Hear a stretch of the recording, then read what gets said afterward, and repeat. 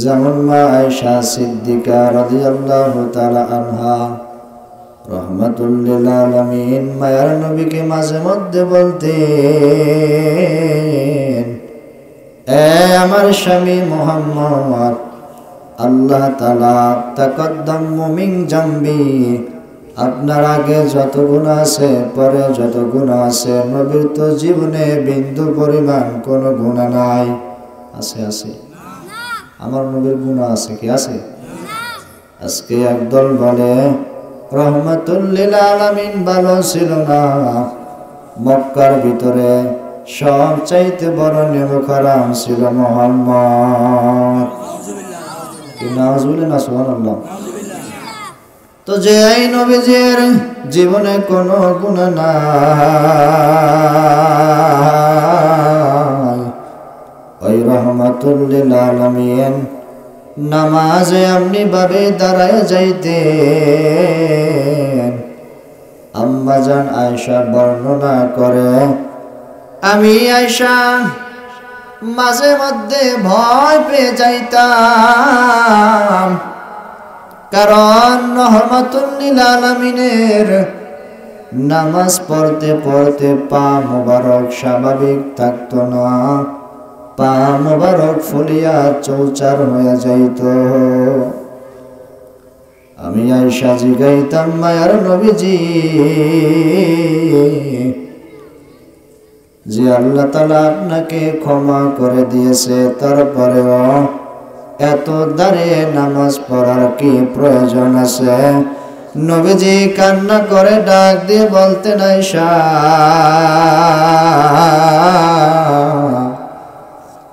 উত্তর বাঁশবাড়িয়া চৌকিদার বাড়ি জামে মসজিদ যুব সমাজের উদ্যোগে পঞ্চম বার্ষিক ওয়াজ মাহফিলের সম্মানিত সভাপতি, আজকের মাহফিলের প্রধান অতিথি, যিনি আধ্যাত্মিক জগতের রাহবার, রুহানি জগতের ডাক্তার, এটা আমি মনে করি, বিশিষ্ট ইসলামী চিন্তাবিদ, যার কণ্ঠের ভিতরে আমাদের কালামানিকের ছোঁয়া পাওয়া যায়। কি ভাই, ঠিক কি না?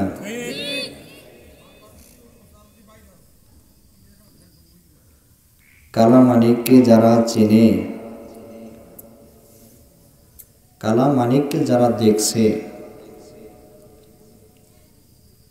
এই নামটা যখন তারা শোনে, অন্তরটা বোধহয় একটু লাড়া দেয় কি দেয় না?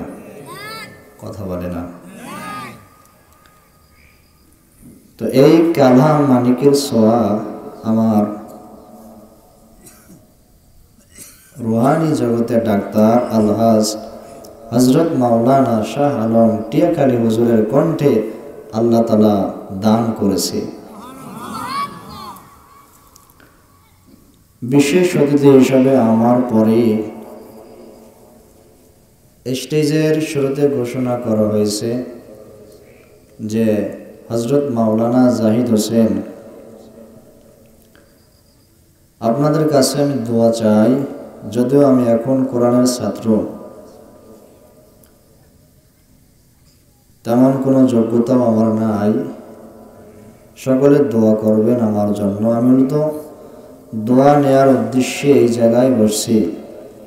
তো আমার পরে যিনি তাশরিফ আনবেন, সারা বাংলায়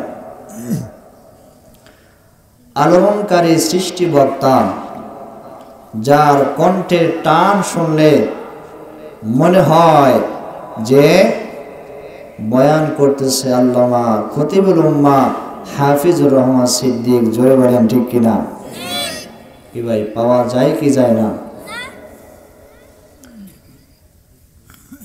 পর্দার আড়ালে শ্রদ্ধেয় আমার মা বোনেরা, সামনে উপবিষ্ট আমার বাবার সমতুল্য মুরব্বিয়ানে কেরাম, আসসালামু আলাইকুম ওয়া রাহমাতুল্লাহি ওয়া বারাকাতুহু। আপনারা সকলে ভালো আছেন? সুস্থ আছেন? দুপুরে খাইছেন? এই কথাগুলো অনেক বক্তাই বলে। এর কারণ বক্তা এই টেবিল থেকে, আপনাদের কাছ থেকে, আরে মিয়া বড়র বড়র পড়র পড়র করে তো বক্তাই, আপনারা শুধু শ্রবণ করেন। লক্ষ লক্ষ কথা বক্তা মুখ থেকে বের করে বলে, আপনারা শুধু মাঝে মধ্যে একটু কি দিবেন? আর মেয়ে আওয়াজ বোধন হয়াল কি দিবেন? কথা বোঝেন নাই? হয়াল দিবেন। তাই হয়ালটুকু যদি সঠিক মতো বক্তা না পায় তাহলে কি কথা বলতে মন চায়? জোরে বলেন। এজন্য সময় বেশি না, আমার সময় খুবই সংক্ষিপ্ত। ইনশাল্লাহ এর ভিতরে কিছু কথা আপনাদের কাছে আমি পেশ করব। আল্লাহ তাআলা সহিভাবে কথাগুলো বর্ণনা করার তৌফিক দান করুক, সকলে বলে আমিন। সম্মানিত হাজিরিন, চলুন সর্বপ্রথম আল্লাহ তাআলাকে আমরা খুশি করার জন্য, যে মহান রব আপনাকে আমাকে, এই মহল্লায় আরো অনেক লোক আছে না নাই? বলেন বলেন, আছে?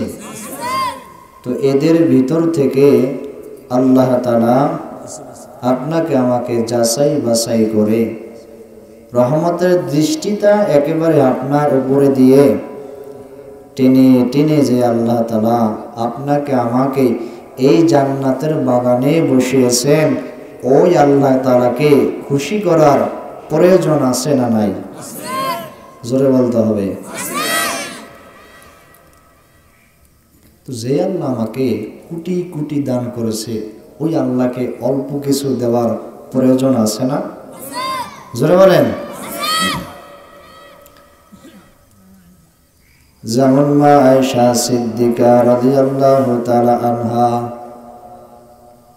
রাহমাতুল লিল আলামিন মায়ার নবীকে মাঝে মধ্যে বলতেন,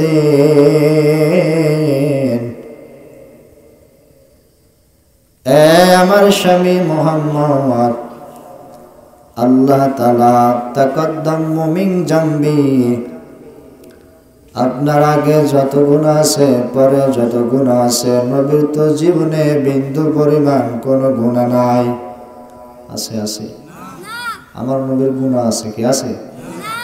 আজকে একদল বলে রহমাতুল লিল আলামিন ভালো ছিল না, মক্কার ভিতরে সবচাইতে বড় নেমখারাম ছিল মুহাম্মদ।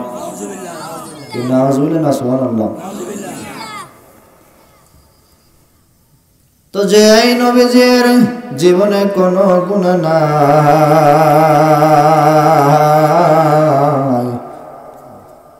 ওই রহমাতুল লিল আলামিন নামাজে এমনি ভাবে দাঁড়ায় যাইতেন,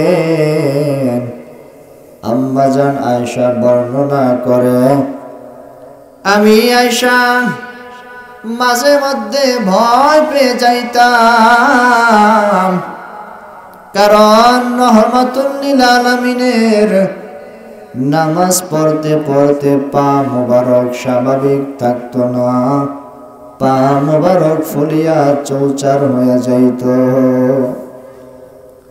আমি আয়েশা জিগাইতাম, মায়ার নবীজি, যে আল্লাহ তাআলা আপনাকে ক্ষমা করে দিয়েছে, তারপরেও এত দাঁড়িয়ে নামাজ পড়ার কি প্রয়োজন আছে? নবীজি কান্না করে ডাক দিয়ে বলতেন, আয়েশা,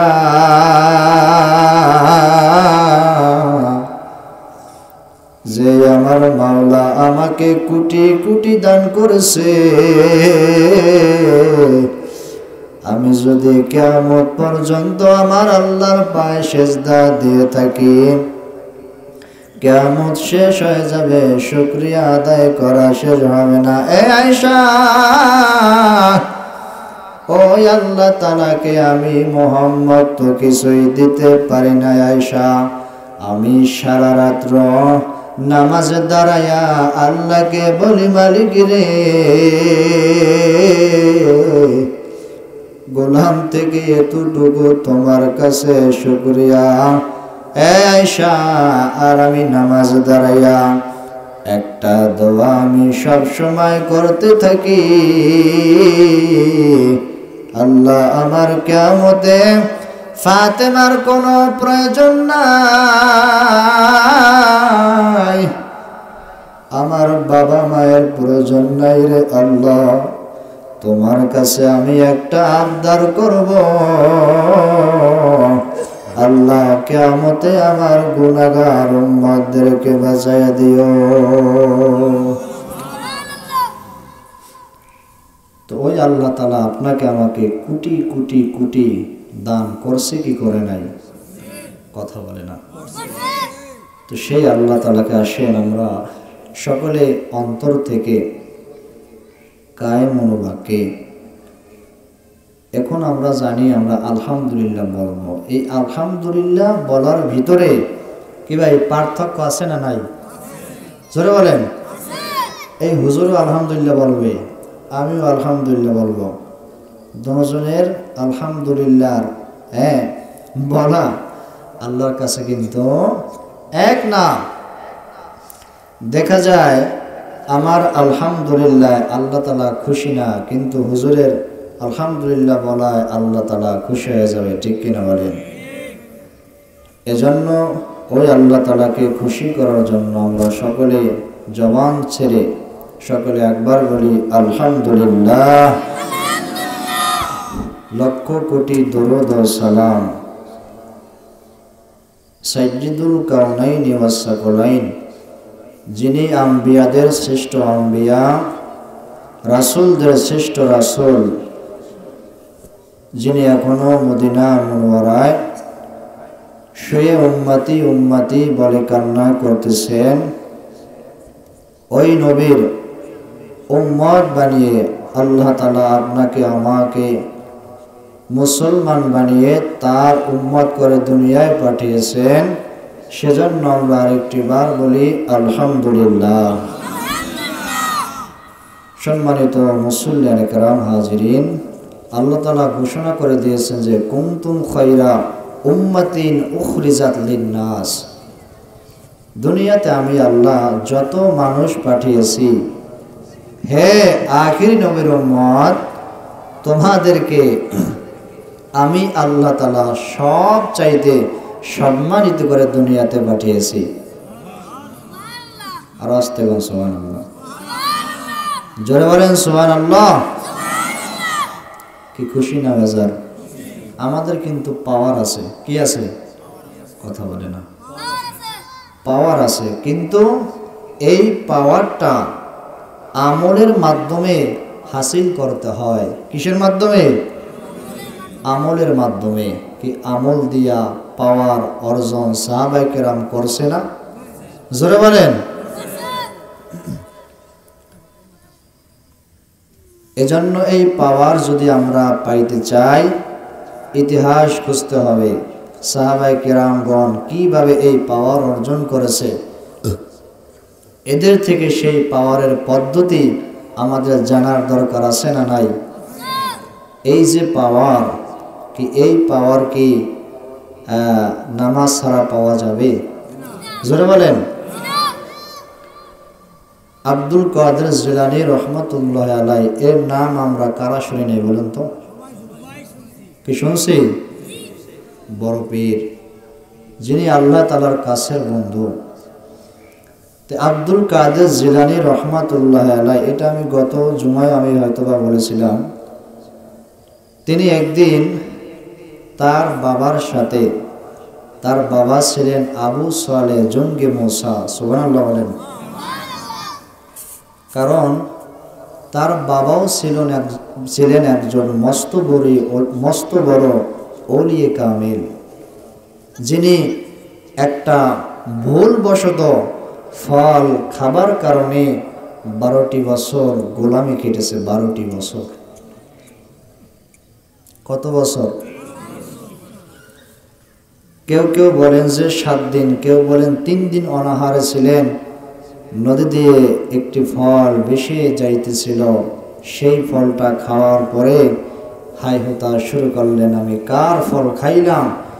এই একটা ফল খাবার বিনিময়ে যে লোকটা 12টা বছর গোলামি খাটতে পারে, চিন্তা করেন তো ভাই, তাহলে তারা কেমন ছিল। তো এই আবু সালেহ জঙ্গি মুসা আব্দুল কাদের জিলানী রহমাতুল্লাহ আলাইহি, তার বাবা আশরাফ আলী থানভী রহমাতুল্লাহ আলাইহি তিনি লেখেন, তখন আব্দুল কাদের জিলানীর বয়স একেবারে অল্প, 60 থেকে 8 বছর। কত বছর? 60 থেকে 8 বছর। তো জঙ্গল দিয়ে তারা সফর শুরু করলেন। আবু সালেহ জঙ্গি মুসা সামনে বসা, আব্দুল কাদের জিলানী রহমাতুল্লাহ আলাইহি পিছে বসা। দুইজন বাপ পুত্র গোড়ায় সওয়ার হয়ে জঙ্গল দিয়ে হেঁটে যাইতেছে। তো যাইতে যাইতে এক পর্যায়ে আবু সালেহ জঙ্গি মুসা লক্ষ্য করে দেখলেন সামনে একটা বড় বাঘ তাদের দিকে আসতেছে। বাঘ আসতেছে। আবু সালেহ জঙ্গি মুসা আব্দুল কাদের জিলানীর বাবা বলে, এ আব্দুল কাদের, বাপ পুতের সীমানা বোধহয় এই জঙ্গলে শেষ হয়ে যাবে। বলে, বাবা কেন? বলে, সামনে তাকিয়ে দেখ, বিশাল একটা বাঘ আমাদের দিকে হেঁটে আসতেছে। বাঘ কি কোনো মানুষকে ছেড়ে দেয়? কথা বলে না। ক্ষুধার্ত বাঘ কি ভাই কোনো মানুষকে ছাড়ে? একটা বাঘ ধরেন 7 দিনের অনাহার, তো যদি 5 জন মানুষ পায় কি থইবে? কথা বলেন। তো বাঘটা ক্ষুধার্ত ছিল। যিনি লেখক তিনি বলেন বাঘটা ক্ষুধার্ত ছিল। তো আবু সালেহ জঙ্গি মুসা রহমতুল্লাহ আলাইহি তিনি বললেন, হে আব্দুল কাদের, আর কোনো যোগ বিয়োগ দিয়ে লাভ নাই, আমরা শেষ। আমরা কি শেষ? তো আব্দুল কাদের জিলানী রহমাতুল্লাহ আলাইহি তখন বড় নাকি ছোট? এই কথা কি বুঝতেছেন? ছোট। তো তখন আব্দুল কাদের জিলানী রহমাতুল্লাহ আলাইহি তিনি বললেন, হে বাবা, আপনি বোধহয় ভুলে গিয়েছেন আমরা আখিরি নবীর উম্মত।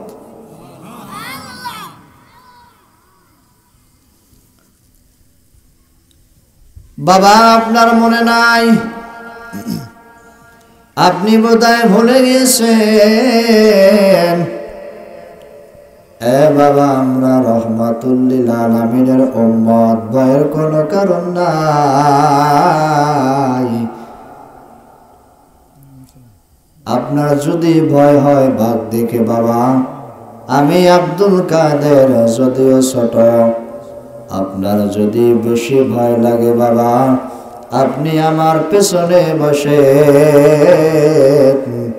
এবং আমি আব্দুল কাদেরকে সামনে বসাইয়া দেন, দেখি বাঘ আমাদেরকে কি করতে পারে। আপনি যদি ভয় পান তাহলে আপনি পেছনে যান, যদিও বেয়াদবি হয় আপনার সামনে আমি বসবো, তো করার তো কিছু নাই। আপনি ভয় পান কিন্তু আমি ভয় পাই না।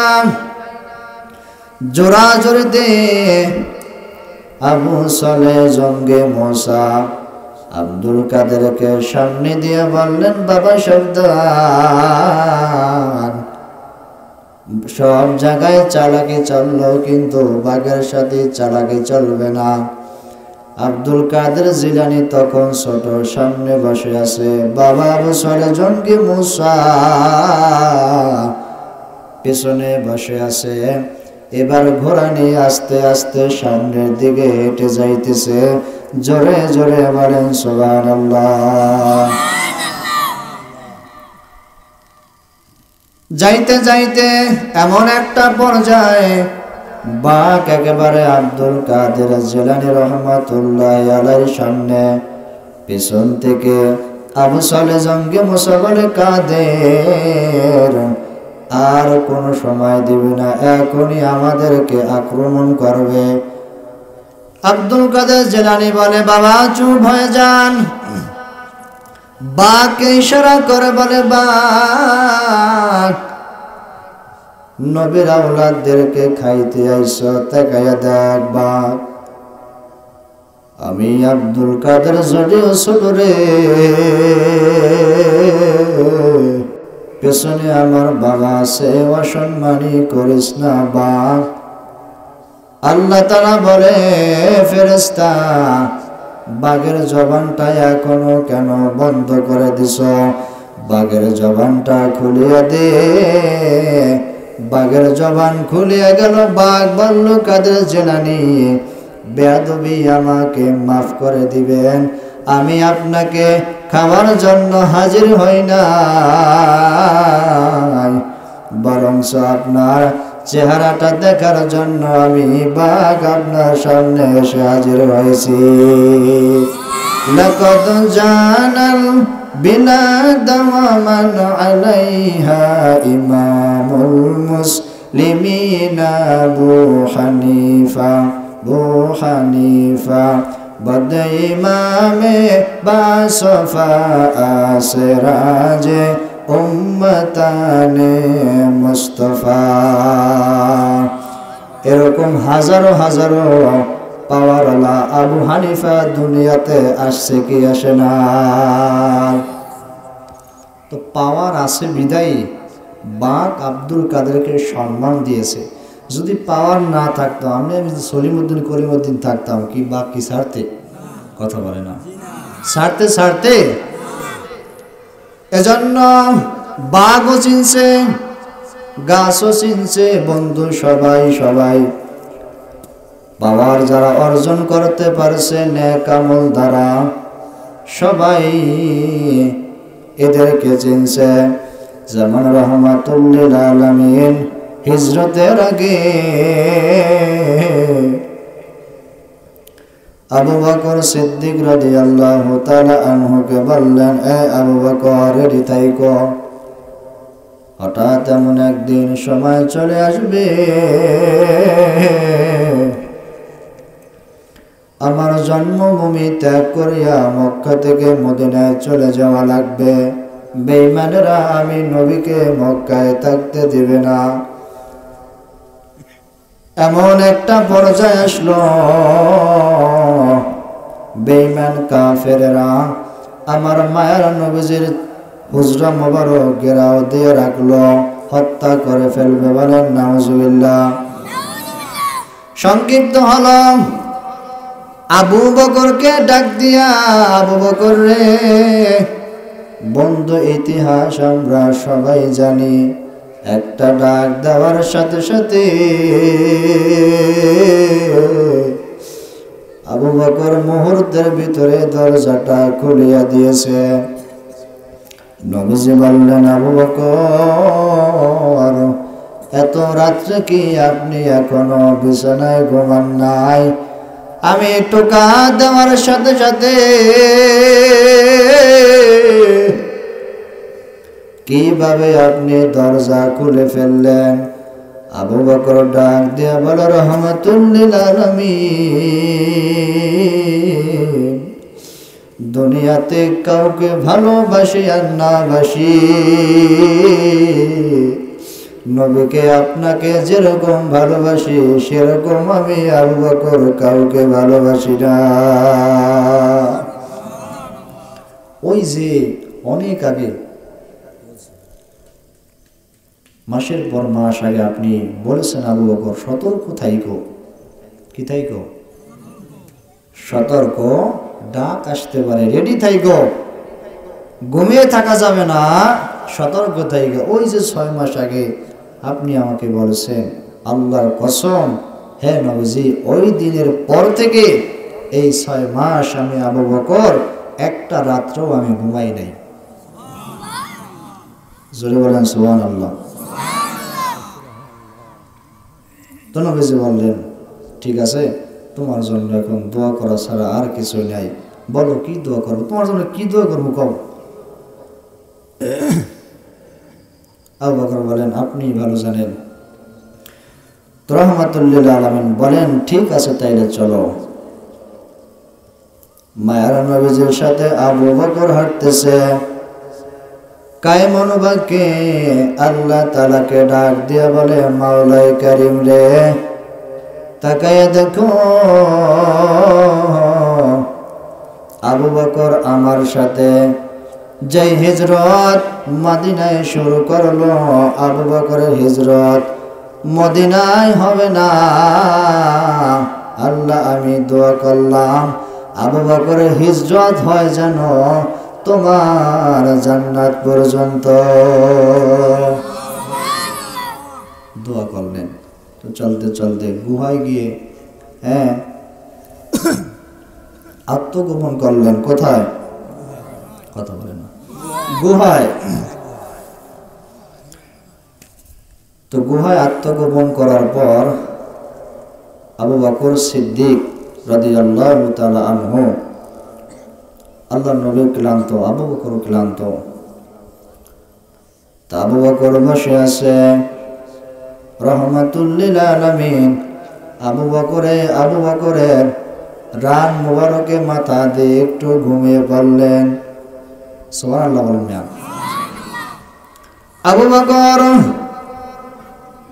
চারদিকে লক্ষ্য করে দেখলেন, হায় হায়, চারদিকে ছোট ছোট ছিদ্র দেখা যায়। কি দেখা যায়? ছোট ছোট ছিদ্র। তো এবার কিতাবে পাওয়া যায়, কেউ বলে জুব্বা, কেউ বলে চাদর। চাদর মোবারক সিরিয়া সিরিয়া ছিদ্রগুলা ডাকতেছে, ডেকে দিতেছে। তো ডাকতে ডাকতে ডাকতে ডাকতে এমন একটা পর্যায়ে পৌঁছালো, চাদরও শেষ, কিন্তু একটা গর্ত বাকি আছে। সুবহানাল্লাহ বলবেন না? কি আছে? একটা গর্ত বাকি আছে।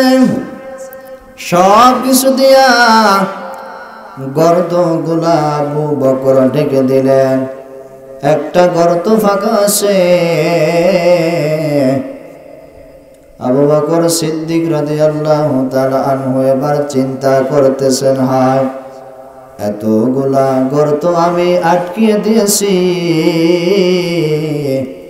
একটা গর্ত আটকাইতে পারি নাই।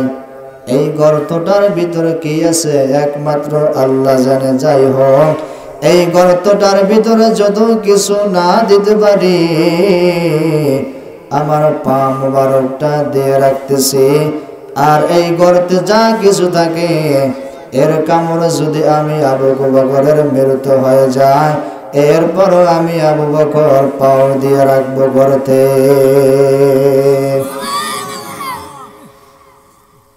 তো পা মোবারকের গোড়ালি দিয়ে গর্তটা কি করলেন? আটকিয়ে দিলেন। আল্লাহর কি কুদরত! ঘটনা আমরা সবাই জানি। পরে বন্ধু, ওই গর্তের ভিতরেই ছিল একটা সাপ, ঠিক কিনা? সাপ ছিল। মুফাসসির কিরামগণ কেউ কেউ বর্ণনা করে, ওই সাপটা ওই জায়গায় একদিন 2 দিন না, বছরের পর বছর ওই সাপটা ওই গর্তে ছিল। কারণ উদ্দেশ্যই ছিল একটি, একদিন রাহমাতুল লিল আলামিন হিজরত করিয়া এই হেরা গুহায় অবস্থান করবে, আর আমি সাপ মন খুলিয়া আমার মায়ার নবীর চেহারাটা দেখব। এবার পা দিয়ে আছে, এখন সাপ উপরে উঠতে পারবে? জোরে পারবে? তো ঠেলতেছে ঠেলতেছে, আবু বকর পা সরায় না। এবার সাপ ধৈর্য হারাম, উপরে উঠবো, আবু বকর পাটা সরাইয়া দাও। আমার নবীজির চেহারাটা আমাকে মন ভরিয়া দেখতে দাও। বন্ধুরে, কোন নবীর চেহারা? আম্মা জান আয়েশা বলতেন মাঝে মধ্যে সাহাবীর ক্ষুধা লাগতো, নবীজির কাছে এসে বলতো, নবীজি খানা দাও।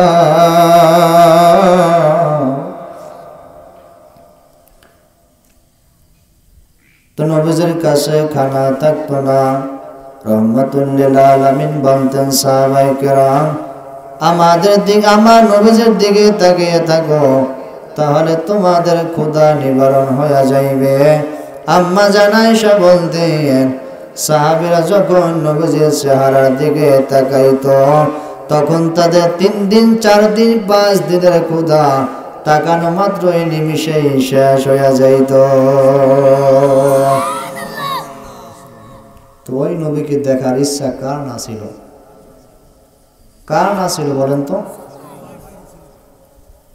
তো সাপ উপরে উঠবে, আবু বকর উঠতে দেয় না।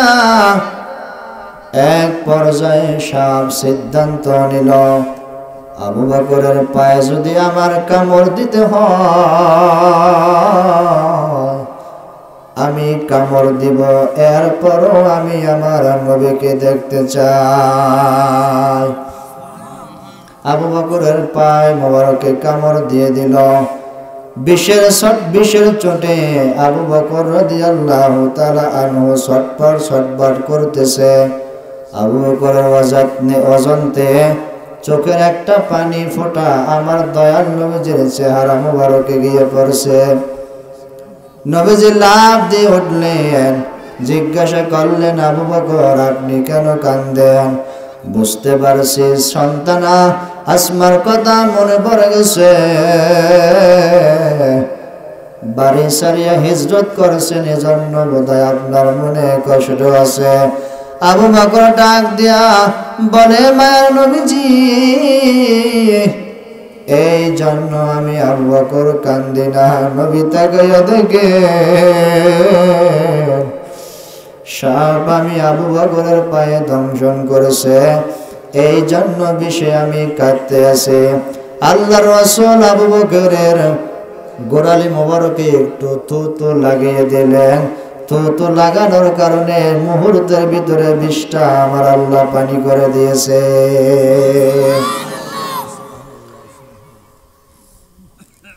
তো জিজ্ঞাসা করলেন, সাপ কেন এমন করলা? আল্লাহ তাআলা সাপের জবান খুলে দিয়েছে। সাপ বলে, মায়ার নবীজি আপনাকে দেখার অন্য রাস্তা থাকলে আমি অন্য রাস্তা খুঁজে বের করতাম, এই একটা রাস্তা ছাড়া আমার কাছে আর কোনো রাস্তা ছিল না।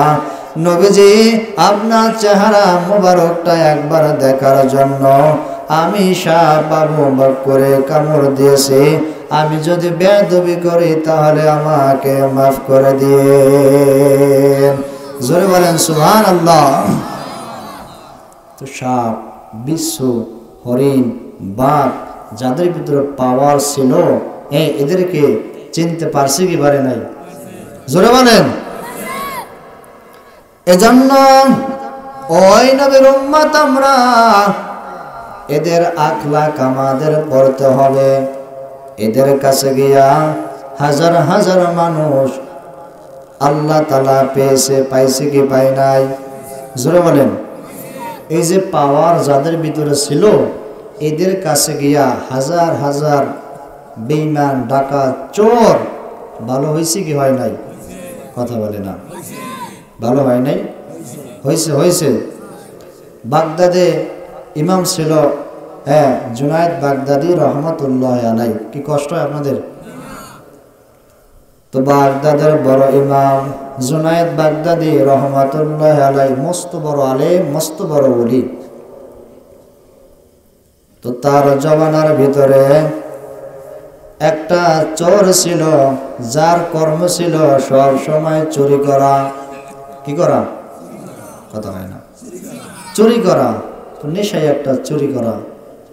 তো চুরি করতে করতে করতে করতে একদিন ধরা পড়ল।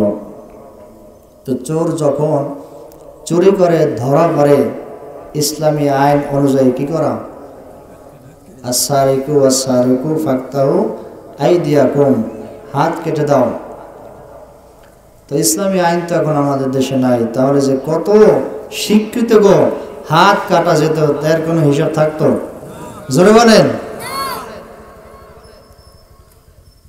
তো চোর চুরি করতে করতে ধরা পড়লো, ধরা পড়ার পর ডান হাত কেটে দিল, এক হাত নাই। কয় হাত নাই? এক হাত নাই। এখন ওই তো চুরি করার অভ্যাসটা আর চেঞ্জ করতে পারে নাই। এখন রাত্রিবেলা বিছানায় স্বামী আর স্ত্রী ঘুমিয়ে আছে, চোর এবং তার স্ত্রী। এবার স্ত্রী গভীর রাত্রে লক্ষ্য করে দেখে যে স্বামী তার পাশে নাই।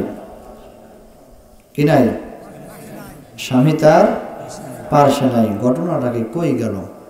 তো হাঁটতে হাঁটতে গিয়ে দেখলেন যে অন্য রুমে তখন হাত চোরার ভালো হয় না। এই হাতটা যদি আমার কাটে তাহলে কি একদিনই ভালো হইবে? জোরে বলেন। এক সপ্তাহ আন্নারে তো 1 মাস তো লাগবে।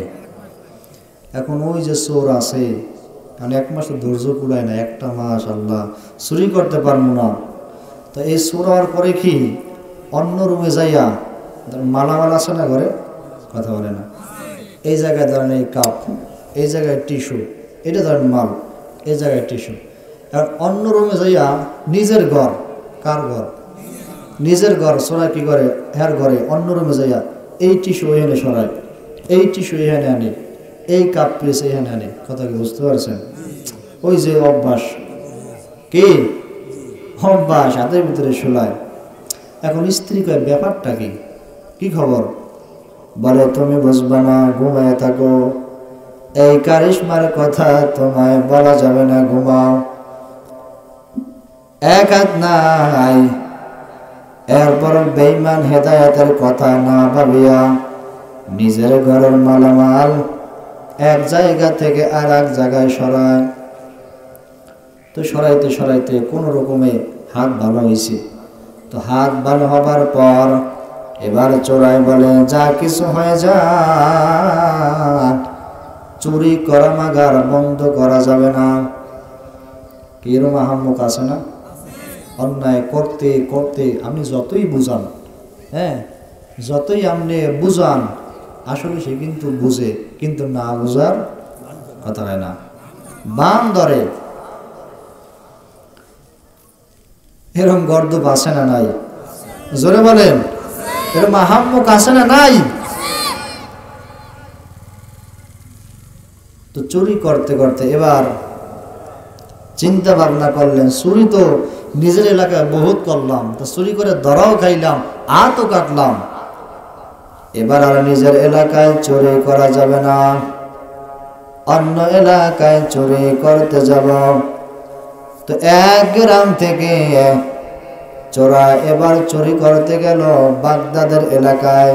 তার মানে জুনায়েদ বাগদাদি রহমাতুল্লাহ আলাইহির এলাকায় ঢুকছে। বলেন সুবহানাল্লাহ। কারিশমা আছে।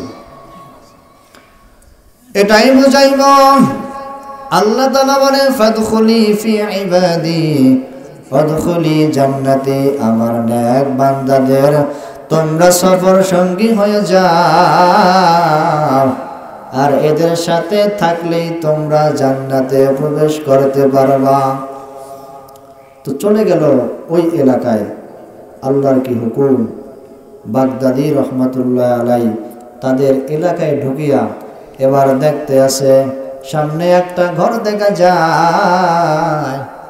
সরাসরি সেই ঘরের ভিতরে ঢুকে বলল, আল্লাহর কি কুদরত, ওই ঘরটাই ছিল আল্লামা জুনায়েদ বাগদাদি রহমাতুল্লাহ আলাইহির ঘর।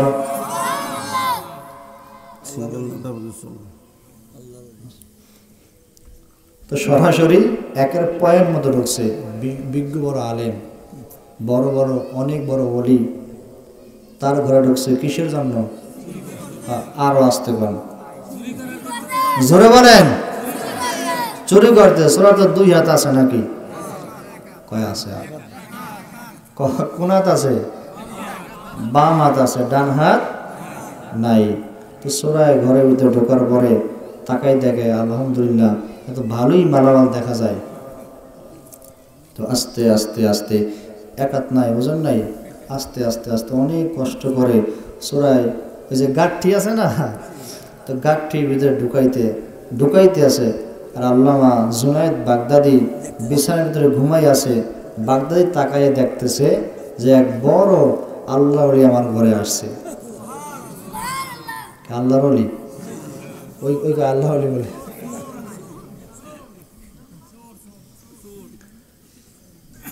তো জুনায়েদ বাগদাদি চিন্তা করেন যে এরকম পর্যায়ে তার ভাবনা থাকে সেরকম ঘরে ঢুকছে চোর।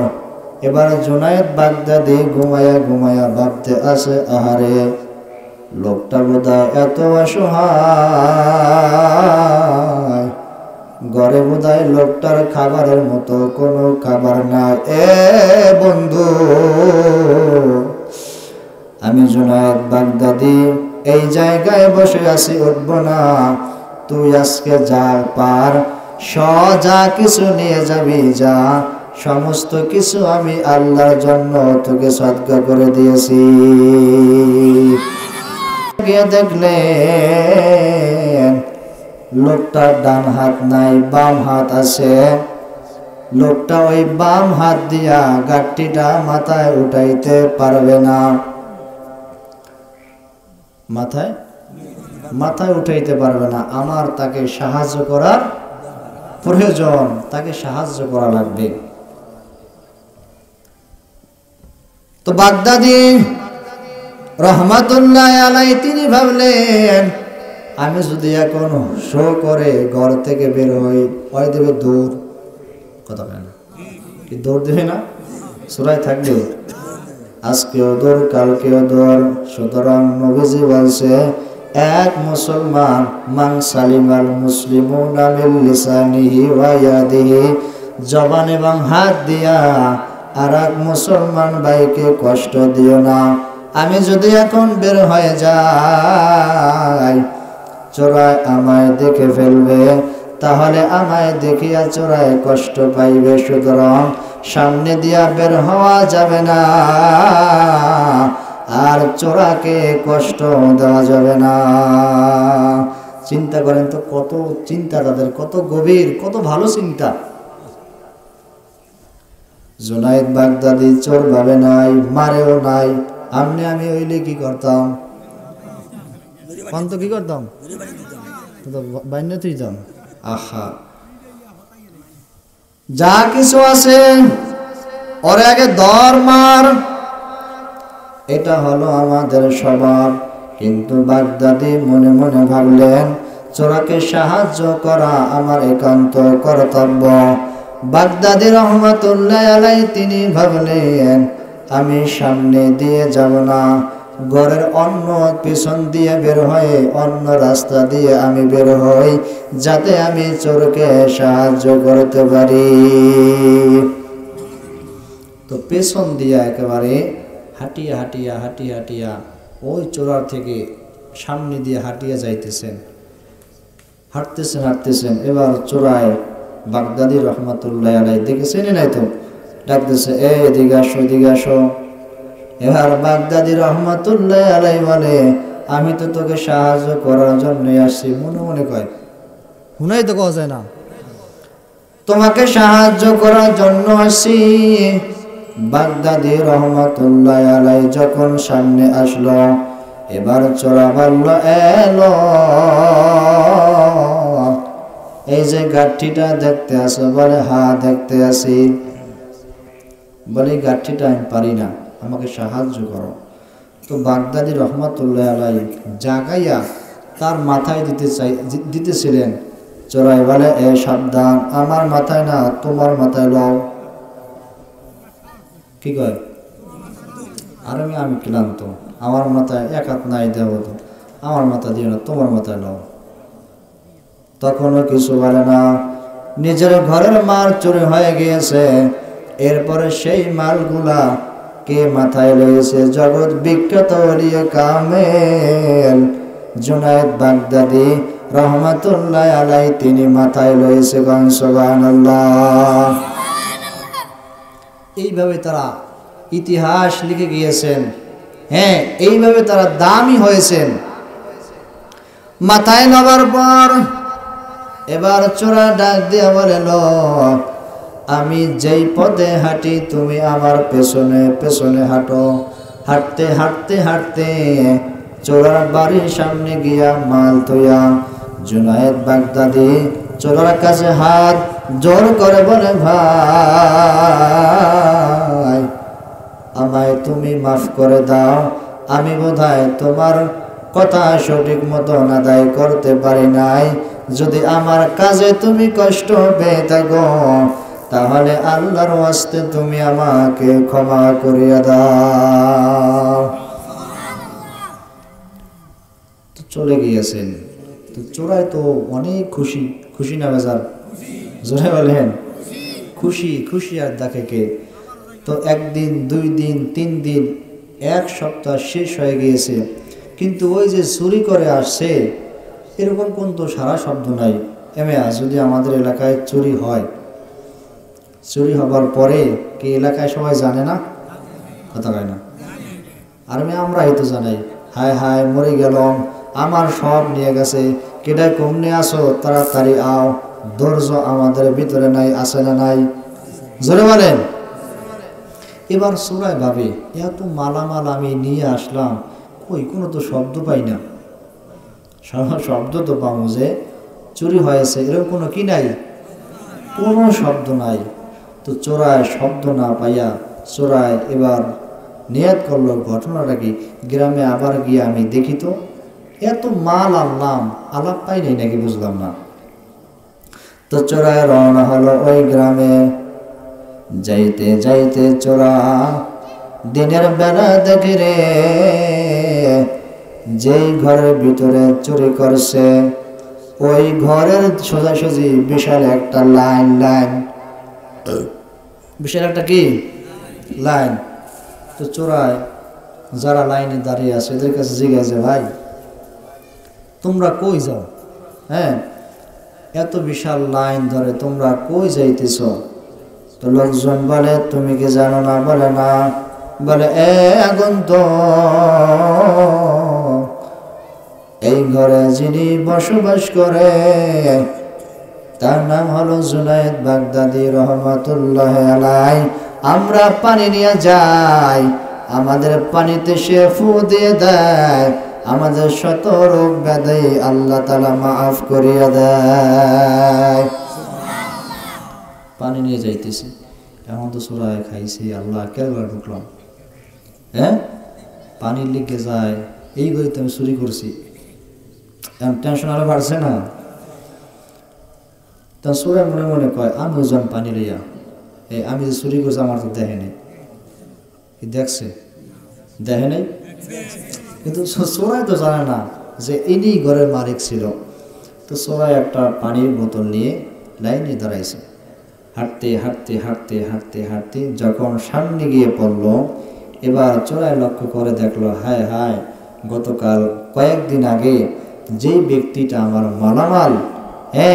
মালামাল আমার বাড়িতে পৌঁছায় দিয়েছে সেই লোকটাই তো আমার সামনে বসে আছে। জোরে বলেন সুবহানাল্লাহ। বুঝতে আর বাকি হয় নাই, পরিবর্তন হতে বেশি বয়ানের প্রয়োজন হয় না, এক কথায় কিন্তু পরিবর্তন হয়ে যায় যদি খেয়াল করে কথাগুলা লক্ষ্য করা যায়। যেমন আবু যর গিফারি রাদিয়াল্লাহু তাআলা আনহুকে মায়ার নবী একদিন সামনে এসে বললেন, আবু যর গিফারি, গোলামের সাথে এখনো ভালো ব্যবহার করতে পারো না, গোলামকে তাচ্ছিল্য করে কথা বলো, তাকে কষ্ট দাও। রহমাতুল লিল আলামিনের এই একটা কথায় আবু যর গিফারি এমন ভাবে পরিবর্তন হয়ে গেছে। আবু যর গিফারি যতদিন দুনিয়াতে ছিল গোলামকে কখনো কষ্ট দিয়া কথা বলে নাই। আবু যর গিফারি যেই প্লেটে খানা খাইতো আবু গোলামকে একই প্লেটে খানা খাওয়াইতো। আবু যর গিফারি রাদিয়াল্লাহু তাআলা আনহু যেই পোশাক পরতো গোলামকে একই পোশাক আবু যর কিনে দিত। এবার আবু যর গিফারি নিজেকে এমন ভাবতেছে, বোধহয় আল্লাহর জমিনে আমি আবু যর গিফারের চাইতে আর কোনো গুনাহগার নাই, আমি আবু যর বড় গুনাহগার। আবু যর গিফারি কাঁদতে কাঁদতে চাদর মুড়া দিয়া রাস্তা দিয়ে হাঁটতেছে, চাদর মুড়া দিয়া। আমি গুনাহগার, আমার চেহারাটা অন্য কাউকে দেখানো কোনো লাভ নাই। আবু যর নিজেকে ছোট ভাবে চাদর মুড়া দিয়া আবু যর গিফারি রাস্তা দিয়ে হেঁটে যায়। জিবরিল আলাইহিস সালাতু ওয়াস সালাম রাহমাতুল লিল আলামিন মায়ার নবীজির কান মোবারকে কান মুখ লাগাইয়া বলে, হে নবীজি, মক্কা মদিনার পথ দিয়া চাদর মুড়া দিয়া আপনার সাহাবী আবু যর হাঁটলে কি হবে? আপনার এই আবু যরকে আমি জিবরিল চিনি এমন তা না, আমার আল্লাহ তাআলার বানানো যত রহমতের ফেরেশতারা আছে সমস্ত ফেরেশতারা এ আবু যরকে চিনি। বলেন সুবহানাল্লাহ। তো চোর তো পানি নিয়ে দেখতেছে, হায় হায় কাকে দিয়া কি করাইলাম। চোর লাভ দিয়া জুনায়েদ বাগদাদি রহমাতুল্লাহ আলাইহি পা মুবারকটা বুকের ভিতরে লাগাইছে, ডাক দিয়া বলে, হুজুর আমি বুঝতে পারি নাই, আমাকে ক্ষমা করিয়া দেন। আপনার বাড়ির মাল চুরি করেছি, আপনাকে দিয়া টানাইয়া বাড়িতে নিয়েছি, এরপর এই কথা আপনি কাউকে জানান নাই। জুনায়েদ বাগদাদি আপনি আমায় মাফ করে দেন, আর আপনার হাতে আমার হাত রাখিয়া তওবা করাইয়া দেন। আমি দুনিয়াতে যতদিন থাকবো আর কোনো অপকর্ম আমি করতে চাই না, আপনি আমাকে ভালো মানুষ বানিয়ে দেন।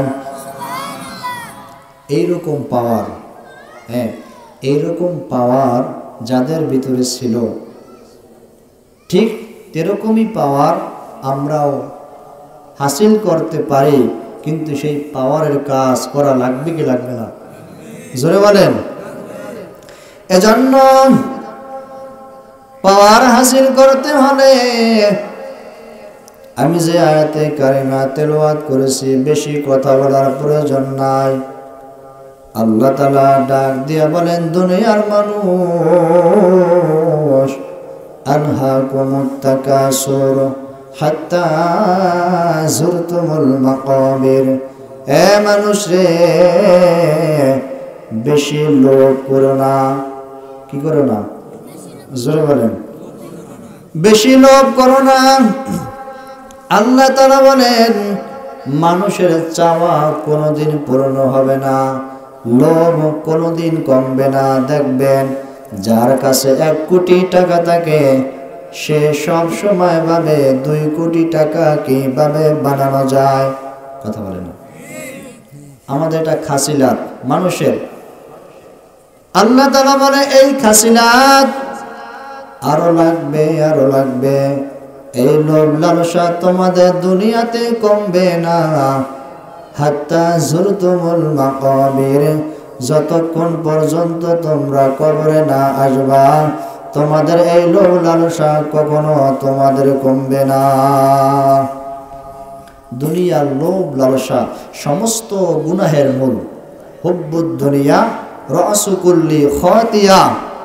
আল্লাহর নবী বলেন, যত গুনাহের মূল আছে এর সবচাইতে গুনাহের মূল হলো হুব্বুদ দুনিয়া, দুনিয়াকে ভালোবাসা, যেটাকে আমরা অন্তরে জায়গা দিয়েছি।